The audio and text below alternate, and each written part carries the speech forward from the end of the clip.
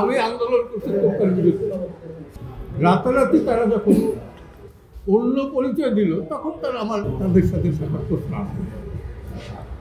এখানে আমি যাদের কাছে রাজনীতি শিখছি সেই রকমের লোক আছে। আমার বড় ভাই আছে 2 জন, আমার সাথী আছে কয়েকজন, যাদের সাথে মুক্তিযুদ্ধ করেছি তারা আছে। তো যে কোনো অপরাধী থাক আর না থাক এটা বিচার্য বিষয়, কিন্তু আইনগত সুবিধা পাওয়া এবং সমর্থন দেওয়া এটা একটা আইনজীবীর নৈতিক অধিকার, এবং যে কোনো নাগরিকের আইনগত সুবিধা পাওয়া এটা নৈতিক অধিকার।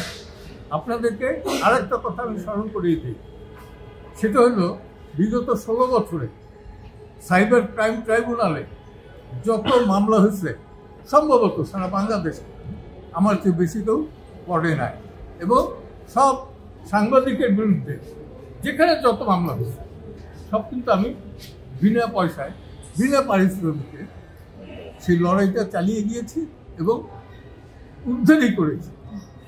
অভিযোগ সম্পর্কে তারা নিজেরাও খুব একটা জানে না, সত্যিটা বলতেছি, তারা নিজেরাও জানে না। তাদের ধারণা নেই কি হতে পারে, কি হতে পারে এটা আমি বলতে পারি না। এক কথায় আল্লাহ, এটা তারা প্রমাণ করবে। প্রমাণ করলে পরে আমি নিরপেক্ষহীনতা আমার না, আমার নিরপেক্ষতা তো এক দিতে পারে আল্লাহ। আই বিলিভ ইন অলমাইটি আল্লাহ। আল্লাহ বাদে কেউ আমার জীবন নিতে পারে না। হুমকি তো আছে, ওটা বরাবরই পাই।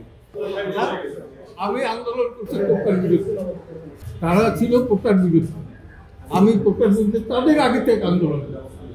যেদিন থেকে দেশ স্বাধীন হয়েছে এবং সার্টিফিকেট বিতরণ হয়েছে সেই দিন থেকে সার্টিফিকেট প্রপার বিরুদ্ধে আন্দোলন করি। একা ছিলাম, এখন সংখ্যা বাড়ছে। রাতারাতি তারা যখন অন্য পরিচয় দিল তখন তারা তাদের সাথে প্রশ্ন আসে। এবং আমি উজ্জ্বল গাঙ্গের নাইয়া, আমি সবসময় ছিলাম প্রতিবাদী। যখন ক্ষমতা আসছে সেই ক্ষমতার সাথে তাল মিলাইতে পারি। This is my character. এখন আমি কি করবো, আল্লাহ তাআলা সৃষ্টি করে দিচ্ছে। আমি বলছি যে এখানে সবাইকে আমি চিনি, কম বেশি সবাই